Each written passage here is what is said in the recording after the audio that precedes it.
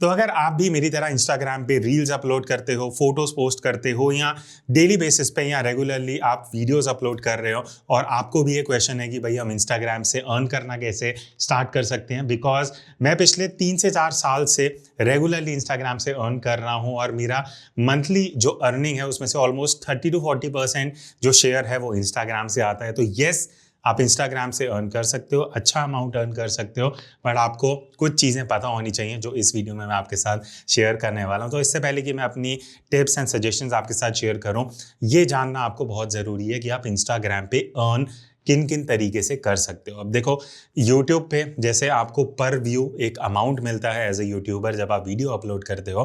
मान लेते हैं मेरी वीडियो पे 1 लाख व्यूज़ आए, उसका अर्निंग कितना होता है उस बारे में मैंने वीडियो ऑलरेडी बना दी, आपको आई बटन में दिख जाएगी।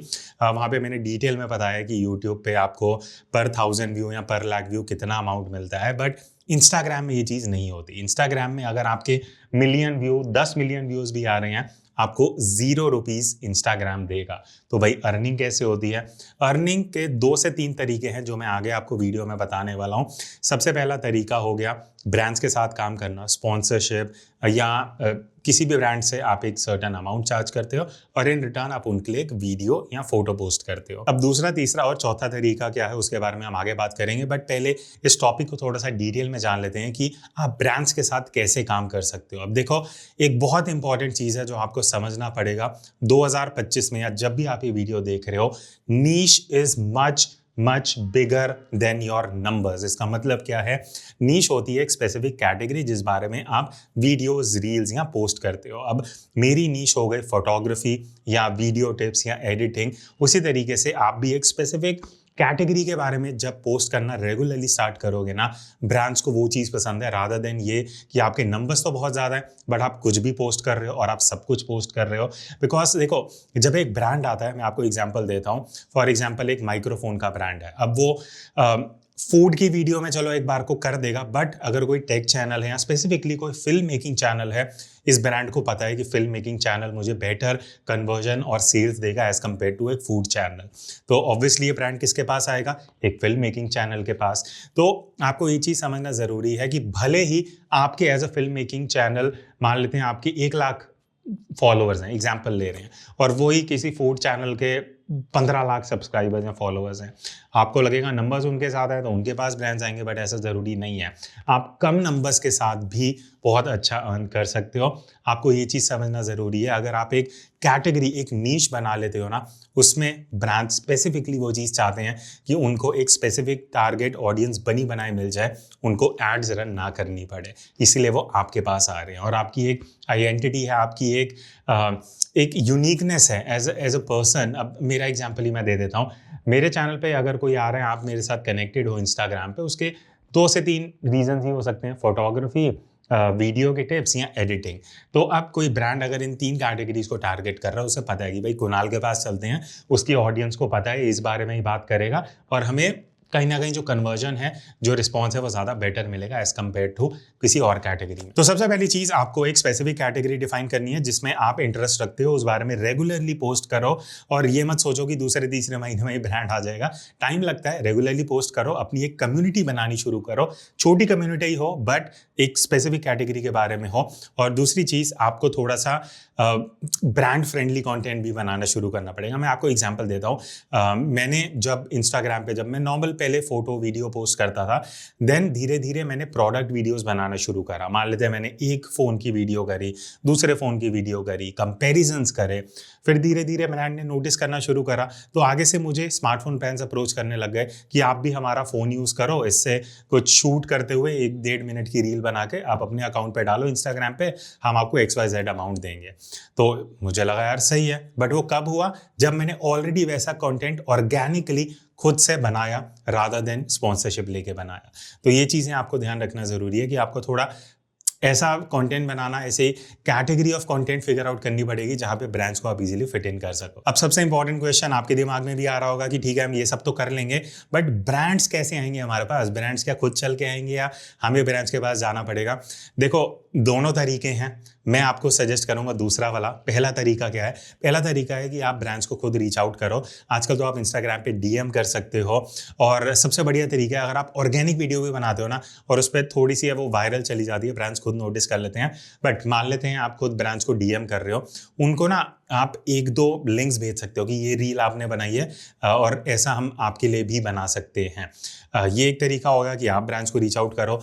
15-20 ब्रांड्स को आप डीएम करो, उनमें से 1-2 का शायद आपको रिवर्ट आ जाएगा, बट बहुत कम होता है, स्पेशली अगर आप के नंबर्स उतने ज़्यादा नहीं है, आपकी रीच उतनी ज़्यादा नहीं है। दूसरा तरीका, जब आप कॉन्स्टेंटली, आप कंटिन्यूसली, रेगुलरली कंटेंट अच्छा डाल रहे हो, ब्रांड्स के पास ना एजेंसीज होती हैं, मार्केटिंग कंपनीज होती हैं जो डे टू डे बेसिस पे नए नए इन्फ्लुएंसर्स, नए नए कंटेंट क्रिएटर्स ढूंढ रहे होते हैं।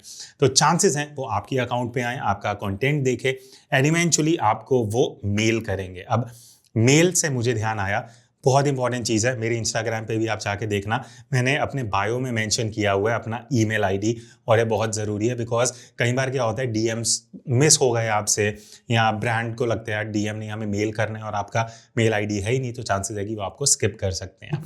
कम होता है बट स्टिल इट्स बेटर कि आप अपना ईमेल आईडी अपने बायो में लिख दो ताकि आपको कम्युनिकेट करना इजीली हो जाए ब्रांड के लिए। अब आपके साथ में एक बहुत इंपॉर्टेंट चीज़ शेयर करने वाला हूँ। आपको ना एक टाइम के बाद रेगुलरली मेल्स आने शुरू हो जाएंगे कि हम इस ब्रांड से हैं, हम आपके साथ काम करना चाहते हैं, हम इतना अमाउंट आपको देंगे, आप इस लिंक पे क्लिक कर दो, आप ये फाइल डाउनलोड कर लो। मत करना। उससे पहले आपको 2 से 3 इंपॉर्टेंट चेक्स करने हैं। सबसे पहले जिस मेल आईडी से आपको मेल आया है ना वो चेक करो। .com हो, मोस्टली .com होता है। अगर .nz या ऐसे अजीब से है ना तो उनको अवॉइड करो, वो स्कैम ही होते हैं, मुझे पता है, इतने साल का एक्सपीरियंस है। स्टिल जो उनके एजेंसी का नाम है उसको गूगल करो, चेक करो कि एक्चुअली ये एजेंसी है। उसके बाद उनकी वेबसाइट विजिट करो, फिर जब आपको लगे जेन्युइन है तो फिर आप उनके साथ कम्युनिकेट कर सकते हो। तो चलो, अब ब्रांड स्पॉन्सरशिप के बारे में तो बहुत बात हो गई, अब नेक्स्ट पॉइंट पे चलते हैं, एफिलिएट मार्केटिंग। और एफिलिएट मार्केटिंग अगर आप अच्छे से यूज़ करते हो ना तो आप अच्छा खासा अमाउंट अर्न कर सकते हो। अभी एफिलिएट मार्केटिंग क्या होता है अगर आपको नहीं पता, आप मान लेते हैं आपने मेरी स्टोरी देखी, वहाँ पे मैंने लिखा है कि मैंने रिसेंटली मान लेते हैं ये वॉच खरीदी है और मुझे बहुत बढ़िया लग रही है, इसका लिंक मैंने स्टोरी में लिंक डाला हुआ है, आप जाके चेक कर सकते हो। अब जब आप उस लिंक पे क्लिक करोगे, अमेजोन पे जाओगे, मैं अमेजोन स्पेसिफिकली यूज़ करता हूँ, अब वहाँ पे जाओगे, परचेज करोगे।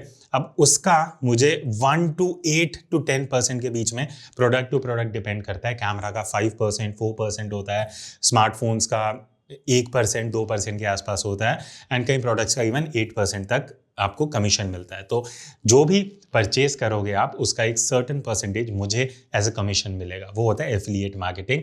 तो ये भी एक बहुत सही तरीका है, और इसको ऐसा नहीं है कि आप कुछ भी प्रोडक्ट दिन भर डाली जा रहे हो, जो आप जेन्युइनली यूज़ कर रहे हो। अब जैसे मैं आपको एक सेकेंड ये लाइट दिखाता हूँ, एक क्रियो की एक लाइट है, ठीक है, इसको मैं पर्सनली यूज़ कर रहा हूँ, तभी ये खोली हुई पड़ी हुई है यहाँ पे डेस्क पे।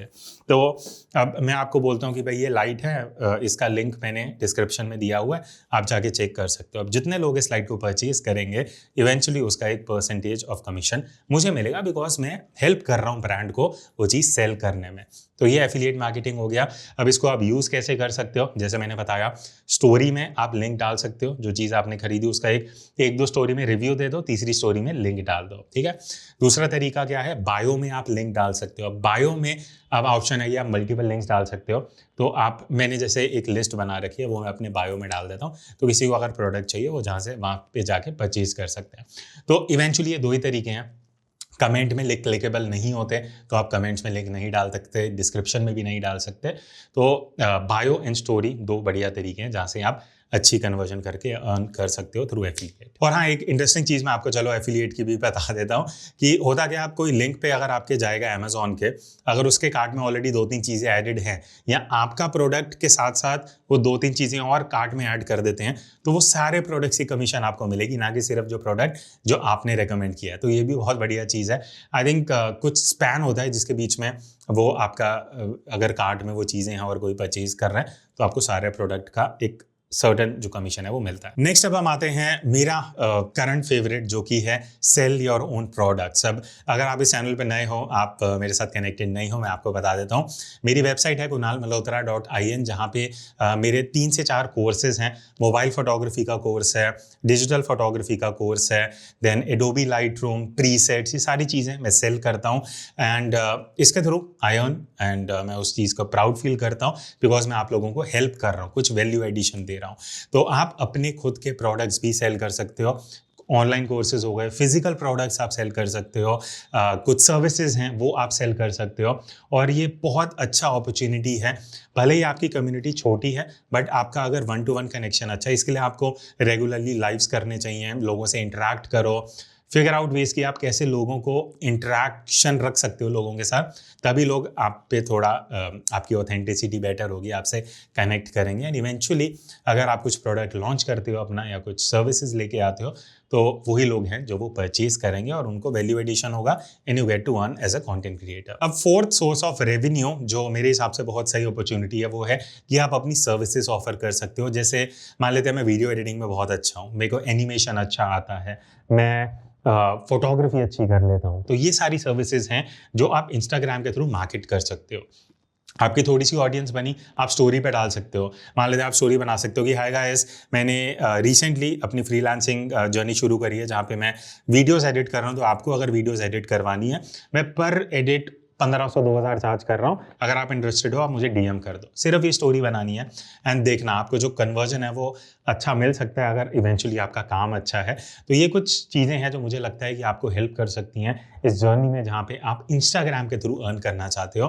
तो मैंने आपको बताया डायरेक्टली तो आप ब्रांड स्पॉन्सरशिप तो हो गया, उसके अलावा भी जो 3 ऑप्शंस हैं, एफिलिएट मार्केटिंग, देन दूसरा हमारा हो गया प्रोडक्ट्स एंड सर्विसेज, एंड तीसरा हो गया आपकी अगर आप फ्रीलांसिंग या कुछ भी ऐसी सर्विसेज ऑफर करना चाहते हो।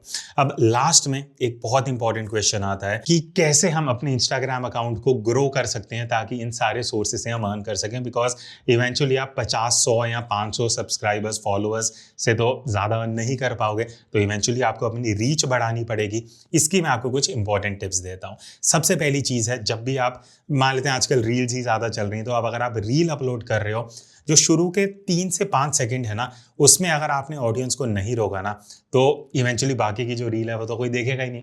आज के टाइम में तो ऐसे कि भाई कुछ बढ़िया नहीं दिखा, स्क्रॉल कर दो, नेक्स्ट पे चलो। तो आपको सबसे पहले अटेंशन ग्रैब करनी है। अब वो आप कैसे करोगे?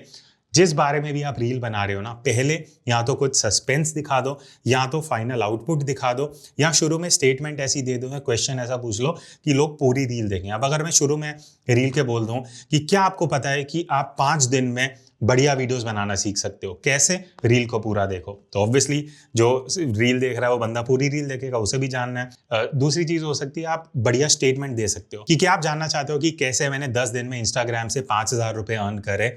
अब मैंने ये चीज़ बोला, लोगों को लगेगा हाँ यार ये कुछ इंटरेस्टिंग है, तो पूरी रील देखते हैं। तो ये तो मैं एक एग्जांपल दे रहा हूँ, ऐसे विजुअली भी आप लोगों को कैच कर सकते हो।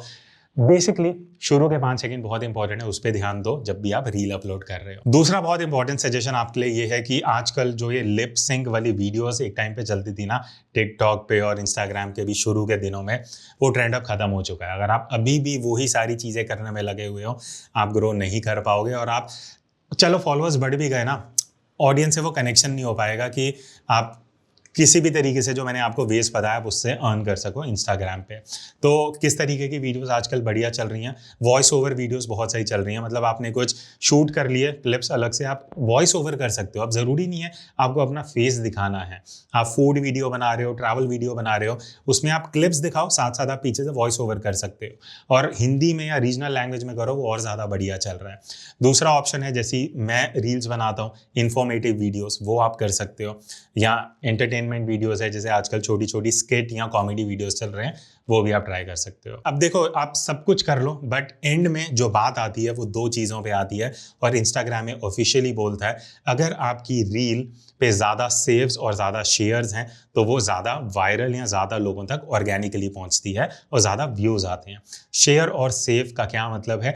आपकी रील्स ऐसी होनी चाहिए कि लोग उसको देखने के बाद आगे और लोगों को भी शेयर करें या खुद के लिए सेव करके रखें। इसलिए आप देखना, रील में बहुत लोग बोलते हैं कि अगर आपको ये रील बढ़िया लगी सेव कर लेना या फ्रेंड्स के साथ शेयर करो, बिकॉज वो लोग ये समझ चुके हैं कि भाई इंस्टाग्राम पे अगर रील ज़्यादा लोगों तक पहुंचानी है तो शेयर्स एक बढ़िया चीज़ है और दूसरा सेव्स। अगर ये दो चीज़ें या इनमें से एक चीज़ भी आपकी रील में अच्छे से हो रही है तो उस रील की ज़्यादा लोगों तक पहुंचने के चांसेस बढ़ जाते हैं। तो भाई ये कुछ सजेशंस थे, कुछ टिप्स थे जो मुझे लगता है आपको हेल्प कर सकते हैं इंस्टाग्राम पे रेवेन्यू अर्न करने के लिए। एंड अगर आप फुल टाइम करने का सोच रहे हो या पार्ट टाइम भी कर रहे हो, इतना टाइम एंड एफर्ट दे रहे हो तो ऑब्वियसली आपको अर्न करना चाहिए, इसमें कुछ गलत नहीं है। तो इनमें से कोई टिप या कुछ सजेशन आपको बहुत बढ़िया लगा तो कमेंट करके बता देना। मैं मिलता हूँ आगे इसी तरह के इंटरेस्टिंग वीडियोस के साथ। Till then take care and keep creating.